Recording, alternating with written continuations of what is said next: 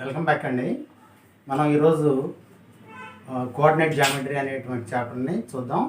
10th క్లాస్లో very important చాప్టర్స్లో ఒకటైనటువంటి కోఆర్డినేట్ జామెట్రీ చాప్టర్ చూద్దాం. Coordinate geometry. Who is father of coordinate geometry? Father of coordinate geometry is a Rene Descartes. Rene Descartes is a French mathematician, great philosopher. Rene Descartes అండి. Okay, first of all introduction part. The horizontal line is called x-axis. This is x dash axis, and vertical line is called y-axis. Y-axis. This is a y dash axis. In a plane, the axes are divided into 4 equal parts. Each part is called quadrant. The axis intersecting point is origin one. Next, in this origin, right hand side values, positive values 1, 2, 3, 4 and so on.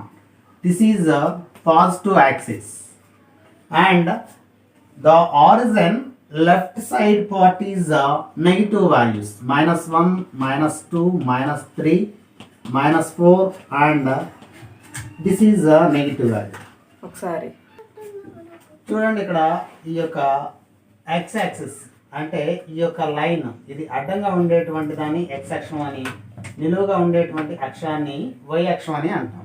ఈ రెండు కలిసేటువంటి బిందువుని మనము ఆది బిందువు లేదా మూల బిందువు లేదా కేంద్ర బిందువు అని అంటాం. దీన్ని ఆరిజిన్ అనేటువంటి లెటర్తో సూచిస్తాము. ఈ యొక్క ఆరిజిన్కి రైట్ సైడ్ కుడి చేతి వైపు ఉండేటువంటి వాల్యూస్ని ధనాత్మకంగా ప్లస్గా తీసుకుంటాము. ఈ ఆరిజిన్కి లెఫ్ట్ సైడ్ అంటే ఎడమ చేతి వైపు ఉండేటువంటి వాటిని నెగిటివ్ వాల్యూస్గా మైనస్ రుణ సంఖ్యలుగా తీసుకుంటాము.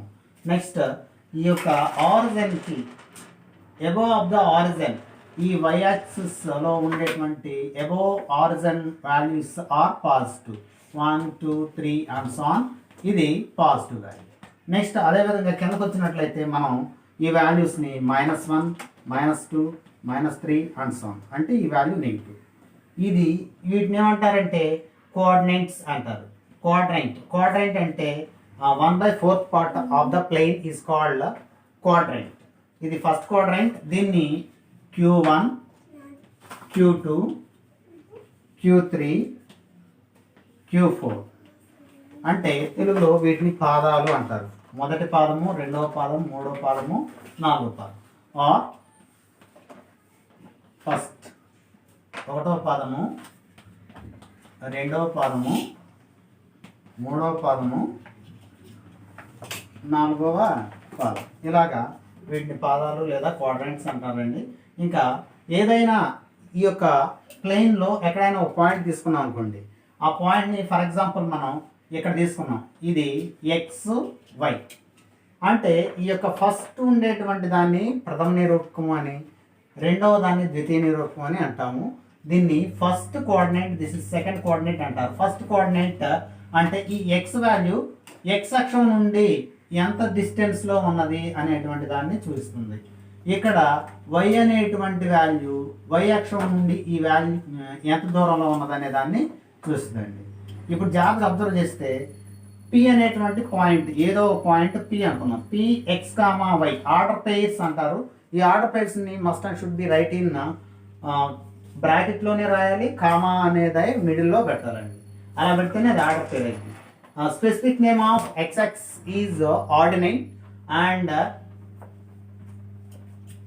the specific name of x-axis is abscissa and the y-axis specific name is ordinate. అంటే x అనే దాన్ని అబిసిసా అంటారు లేదా ప్రథమ ఫస్ట్ కోఆర్డినేట్ అంటారు, y అనేటువంటి దాన్ని ఆర్డినేట్ అంటారు. కాబట్టి అబిసిసా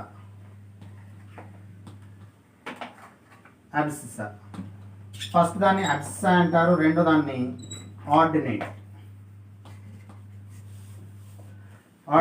ఆర్ సెకండ్ కోఆర్డినేట్ అంటారు. కాబట్టి ఇక్కడ మనం ఫస్ట్ ఉండేటువంటి దాన్ని అబ్సిస్సా అని, సెకండ్ దాన్ని ఆర్డినెంట్ అని మనం అంటారండి. ఇక్కడ మనకి చాలా ఫార్ములాస్ వస్తాయండి, కానీ వీటిలో మనకి 10th క్లాస్లో చాలా తక్కువ ఇచ్చారు. ఆ ఫార్ములాస్ అన్నీ కూడా ఒకసారి చూద్దాం. ఓకేనండి. Various form of line equations అంటే general form of line equation is ax plus by plus c is equal 0 where a, b, c are real numbers, where a, b, c belongs to real numbers, modulus of a plus modulus of b simultaneously not equal to 0. అంటే ఈ రెండు values కూడా some చేస్తే ఎప్పుడు కూడా 0 అనేది కావండి. ఇది general form of line equation అంటారు, general form of line equation. Next passing through origin line equation. Passing through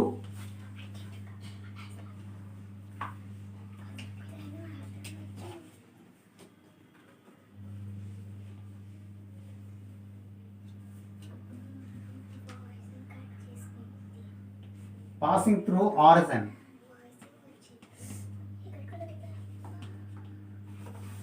Passing through origin line equation.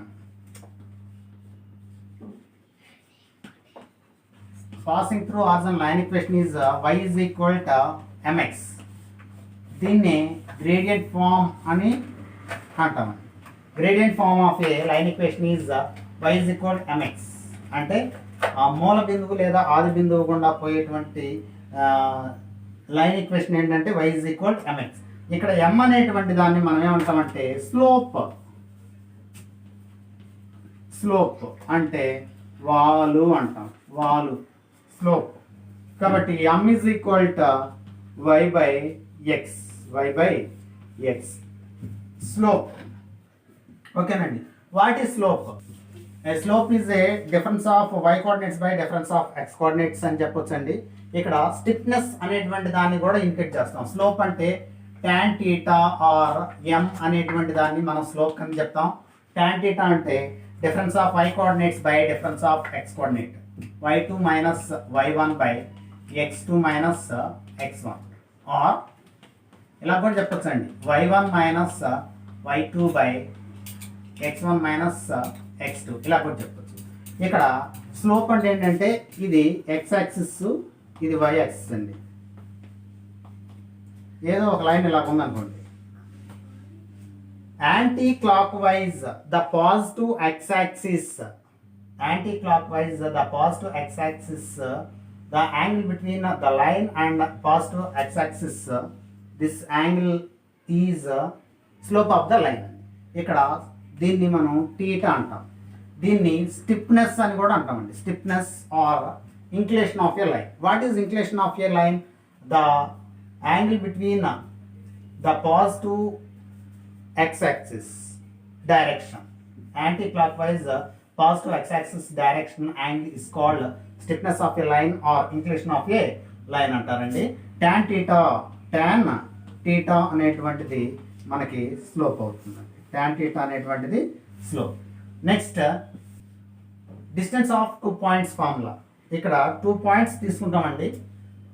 a is equal to x1 y1, a is equal to x1 y1, b is equal to x2 y2. ఏవో 2 points ఇలా ఉన్నాయి, a b. ఇక్కడ x1 y1, x2 y2 ఈ points ఉన్నాయండి. వీటి నుండి మనకి కొన్ని ఫార్ములాస్ వస్తాయండి. ఫస్ట్ది mid point formula. Mid point of AB అన్నాం. Mid point of AB, mid point of AB అంటే ఈ రెండింటికి మిడ్ పాయింట్ కావాలి. ఫర్ ఎగ్జాంపుల్ మన స్కూల్ నుండి ఇంటి వరకు 10 kilometers అనుకోండి, మనకు మిడ్ పాయింట్ ఎంత 5 అయింది.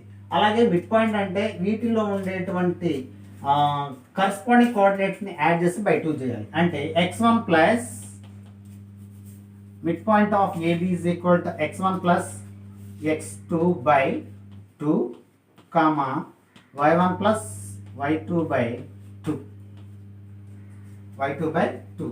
అదే సెకండ్ ఫార్ములా చూద్దామండి. ఇది డిస్టెన్స్ మిడ్ పాయింట్ ఫార్ములా. ఇప్పుడు slope formula. Slope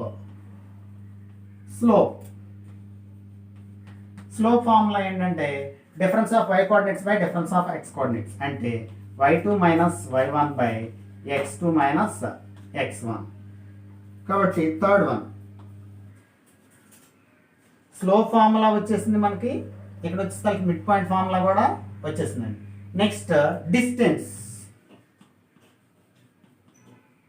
distance of AB important అండి ఈ formulas. Distance of AB x2 minus x1 whole square plus y2 minus y1 whole square.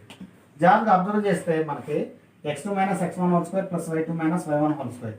ఇక్కడ నెగిటివ్ వచ్చినా పాజిటివ్ వచ్చినా మనకి హోల్ స్క్వేర్ చేస్తే పాజిటివ్ వస్తుంది. కాబట్టి ఈ ఒక్క ఫార్ములాని మనం డిఫరెంట్ వేస్లో కూడా రాయొచ్చండి. ఏంటంటే జాగ్రత్తగా అబ్జర్వ్ చేస్తే ఈ డిస్టెన్స్ ఆఫ్ ఏబిని మనం ఇలా కూడా రాయొచ్చు. x1 minus x2 whole square plus y1 minus y2 whole square. ఇదైనా కూడా కరెక్టేనండి. ఇంకా దీన్ని ఇలా కూడా రాయొచ్చు. x1 minus x2 whole square plus y2 minus y1 whole square. Next దీన్నే ఇలా కూడా రాయొచ్చు. x2 minus x1 whole square plus y1 minus y2 whole square. ఈ 4 ఫార్ములాస్లో ఏ ఫార్ములా యూజ్ చేసినా కూడా మనకి కరెక్ట్గానే వస్తుందండి ఆన్సరు. కన్ఫ్యూజ్ అవ్వాల్సిన పని లేదు.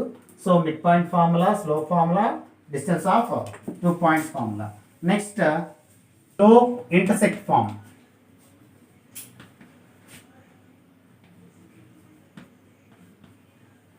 Slope intersect form of a line అంటే slope m intersect y intersect c అండి. y is equal to mx plus c. y is equal to mx plus c. ఇక్కడ m is equal to slope, c అనేది y intersect. y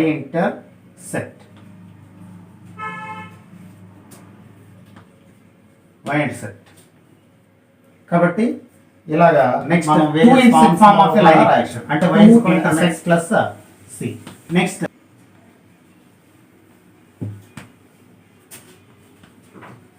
two intersect form of a line equation.